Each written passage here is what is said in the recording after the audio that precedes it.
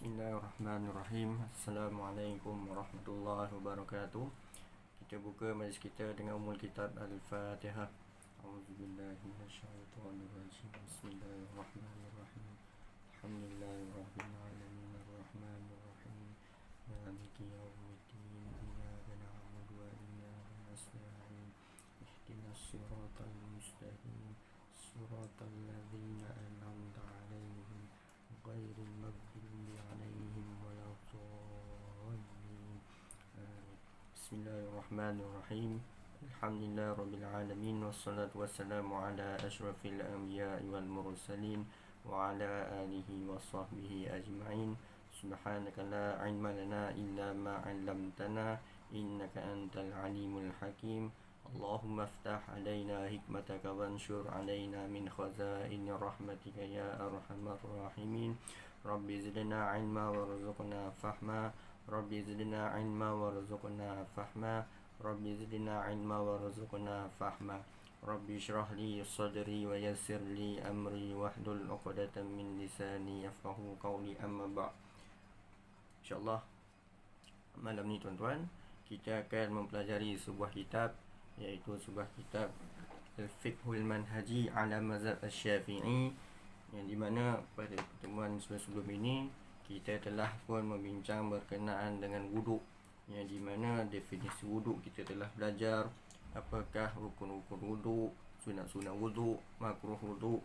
Jadi insyaAllah pada malam ini kita akan meneruskan pengajian kita kepada perkara yang membatalkan wuduk. Benda ni nampak simple tuan-tuan, tapi kebanyakan orang ramai yang tidak tahu. Banyak yang tidak tahu berkenaan dengan perkara yang membatalkan wuduk. Jadi ada yang menganggalkan perkara tu tak batal wuduk, tapi dia sangka itu batal wuduk. Jadi ada benda tu batal wuduk, tetapi dia menganggap itu tidak batal wuduk. Jadi perkara ini jangan dipandang remeh-temeh, kerana perkara ini sangat berat. Kerana apa? Kerana kalau wuduk tidak sah, maka solat itu pun juga tidak sah. Jadi apakah perkara yang membatalkan wuduk itu? Jadi wuduk terbatal dengan 5 perkara.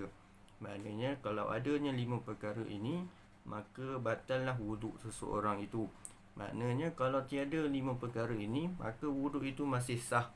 Tak kisahlah orang tu duduk di dalam najis ataupun duduk di dalam longkang dan sebagainya, wuduknya tidak terbatal, melainkan adanya terdapat 5 perkara ini. Jadi apakah 5 perkara itu?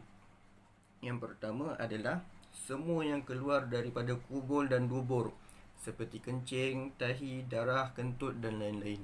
Jadi yang pertama ini ialah apa-apa yang keluar daripada kubul dan dubur.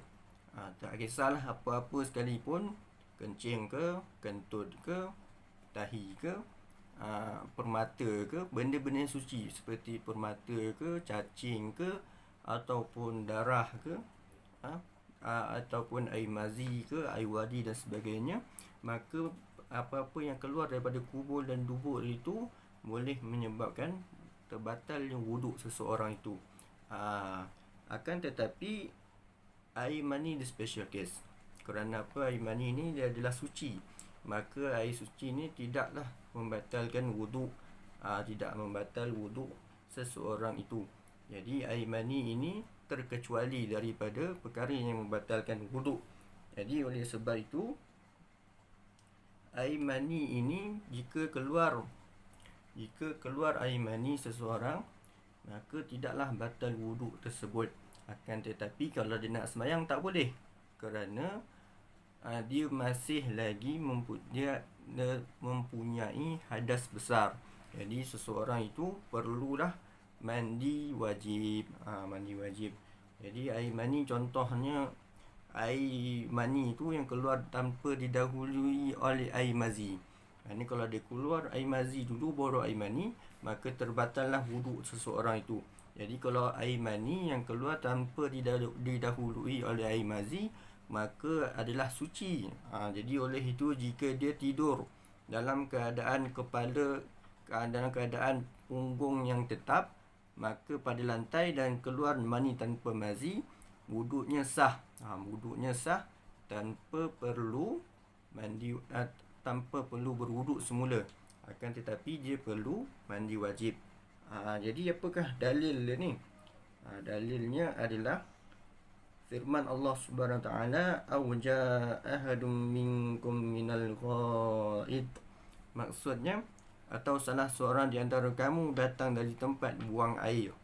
Sementara hadis pula daripada Abu Hurairah radhiyallahu anhu berkata, Rasulullah sallallahu alaihi wasallam bersabda, "La yuqbalu shalah ahadukum idza ahdatha hatta yatawadda."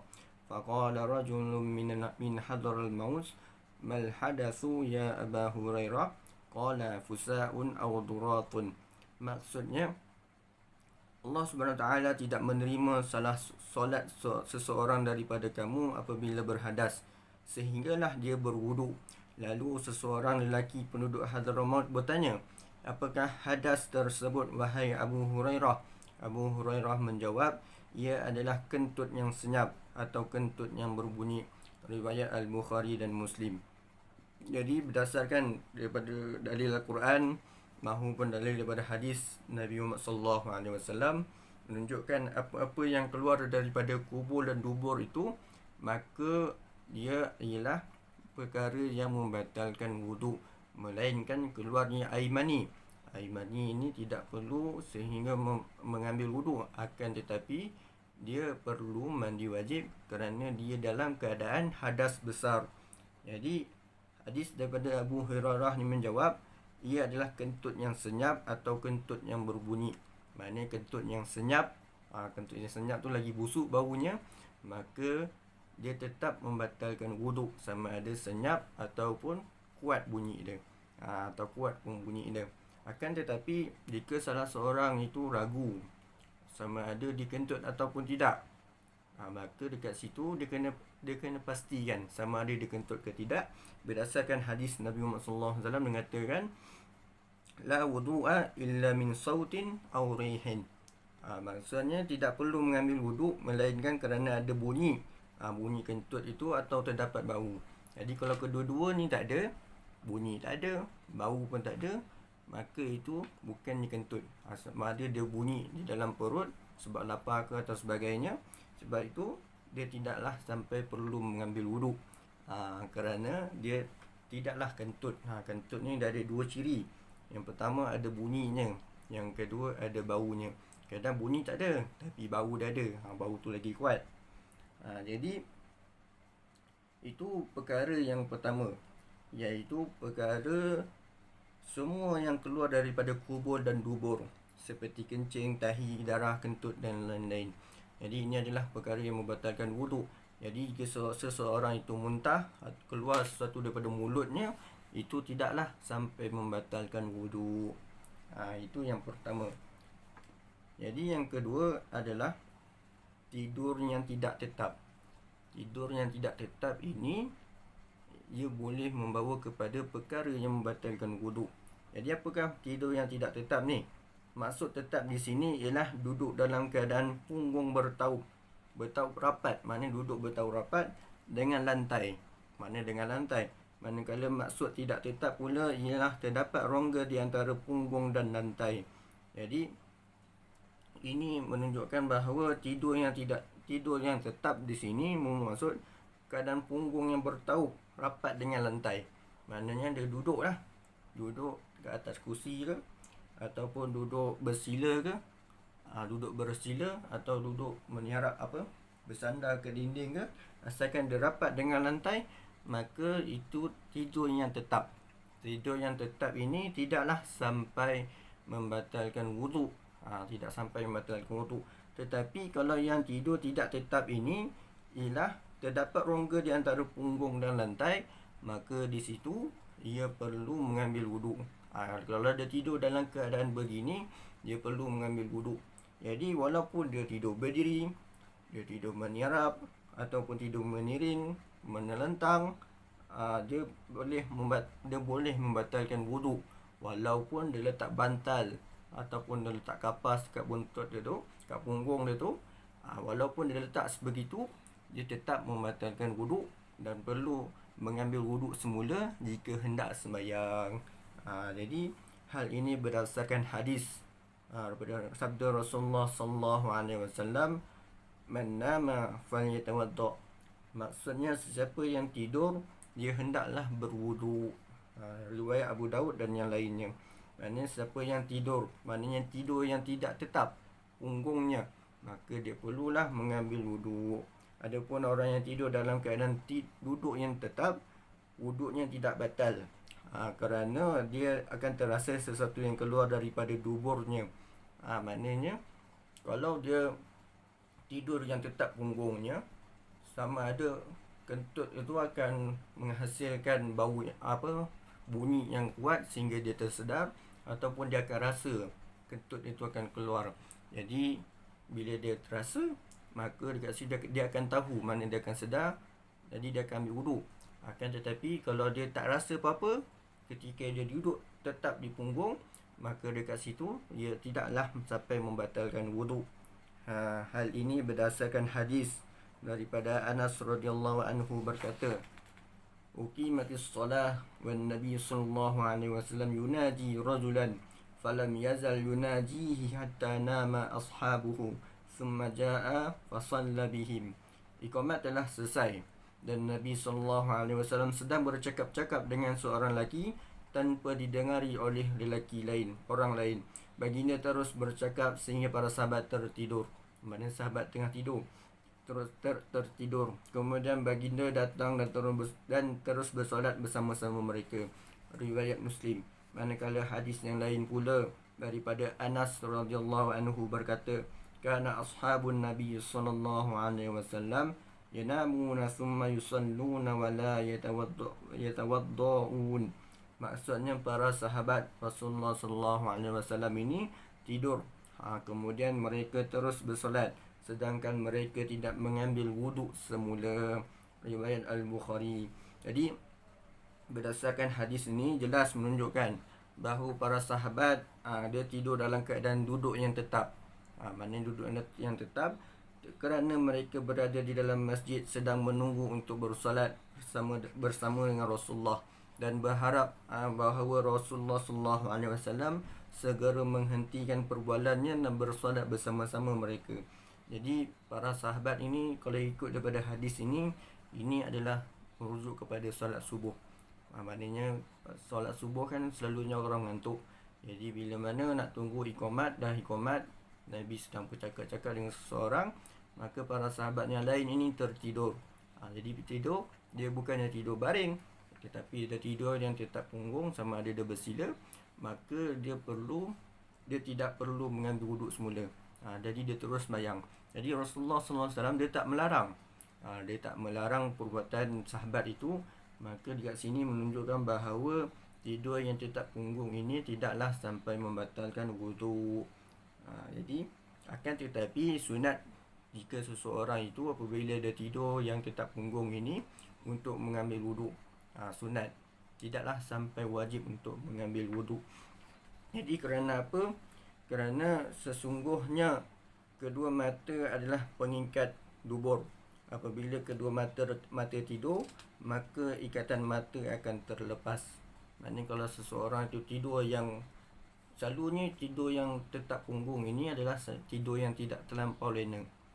Tidur yang lena ni macam tidur yang meniarap, tidur yang macam kita mengiring, kita baring lah. Maksudnya maknanya tidur itu adalah tidur yang lena.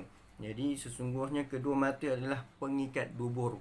Jadi apabila kedua matanya tidur, maka ikatan matanya akan terlepas. Maknanya kita tak sedar sama ada kita kentut ataupun tidak ketika itu.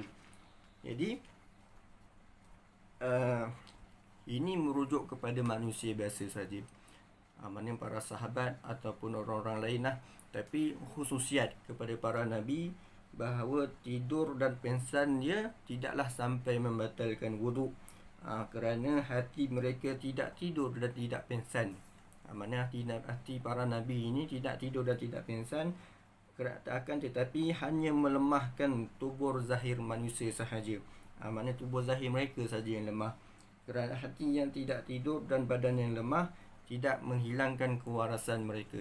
Jadi Nabi ini kalau dia tidur, dia tidaklah sampai menghilangkan akalnya. Maknanya dalam keadaan waras. Maknanya dia tidur tu otak dia masih bergerak lagi. Jadi jika dia jadi dia tidur dalam keadaan tetap ke tidak tetap ke, tidaklah sampai membatalkan wudu. Tidaklah sampai membatalkan wudu, jadi boleh terus sembahyang. Jadi selalunya Nabi ini apabila dia nak solat yang baru, maka Nabi akan memperbaharui wudunya. Jadi memperbaharui wudunya ni dapat pahala sunat lah, tapi tidaklah sampai wajib. Jadi itu yang kedua. Yang ketiga adalah hilang akal disebabkan sama ada mabuk, pitam, sakit ataupun gila. Maknanya hilang akal ini sama ada disebabkan pitam, tidur, pitam ataupun mabuk, sakit atau gila, ataupun kena sihir, ataupun dia pengsan, ataupun termakan ubat ke, maka dekat situ boleh membatalkan wuduk mereka. Jadi apabila satu daripada perkara tersebut berlaku kepada seseorang, maka dikhawatiri sesuatu keluar daripada kubur dan duburnya tanpa disedari. Jadi hal ini dikiaskan dengan tidur. Jadi dengan tidur tadi, dia boleh membatalkan wuduk. Jadi orang yang hilang akal ini lagi-lagilah dia dibatalkan wuduknya, kerana hilang akal itu lebih berat daripadanya. Kerana hilang akal ini lagi berat daripada tidur. Jadi akal ini dari segi bahasa dia pencegah, kerana akal akan mencegah seseorang daripada melakukan perbuatan yang keji ataupun tidak elok. Jadi apabila hilangnya akal tersebut, maka hilanglah kewarasannya untuk berfikir. Jadi sama ada dia mabuk, pitam, atau kena sihir, ataupun termakan ubat dan dia pengsan, maka dekat situ terbatallah wuduknya. Sebab dia tak tahu sama ada dia kentut ataupun apa-apa yang keluar daripada kubur dan duburnya, dia tidak tahu.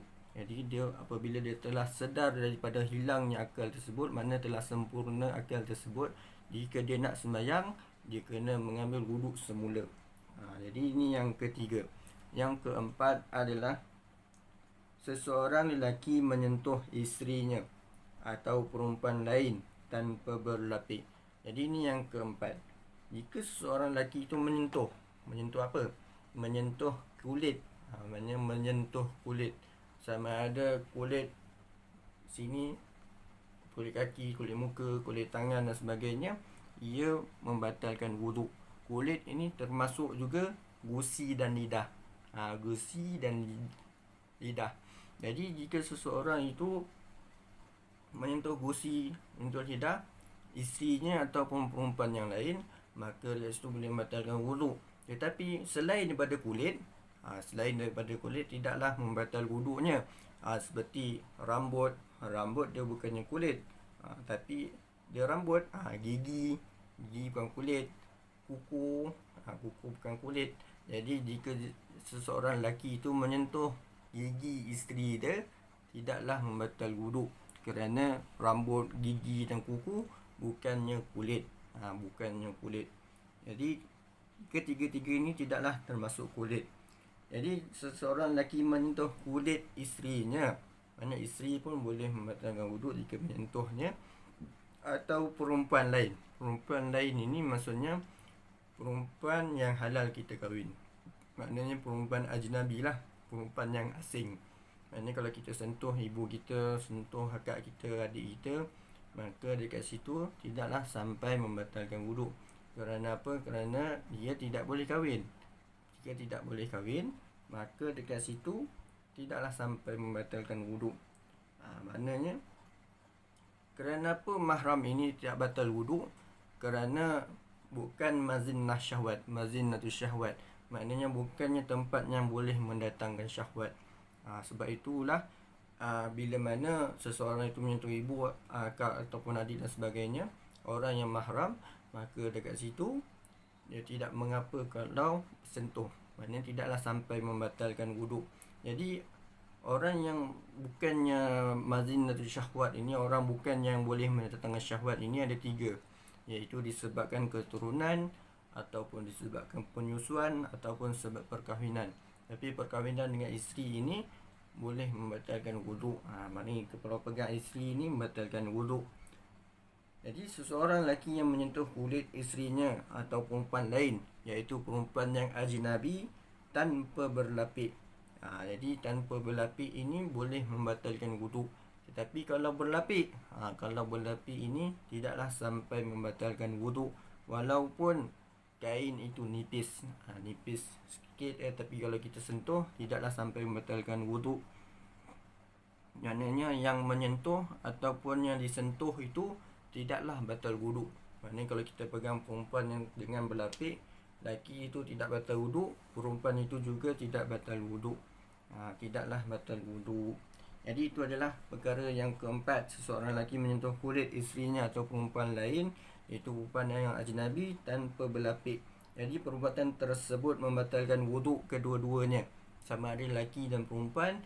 Kedua-duanya apabila disentuh ataupun menyentuh boleh membatalkan wuduk. Jadi maksud perempuan lain yang ialah perempuan yang halal berkahwin. Hal ini berdasarkan firman Allah Subhanahu Wa Taala dalam menerangkan perkara-perkara yang mewajibkan berwuduk, iaitu aula mastumun nisa. Maksudnya atau kamu bersentuh dengan perempuan, Jadi kat sini berdasarkan daripada surah An-Nisa ayat 43 ini ada 4 syarat, iaitu bersentuh kulit.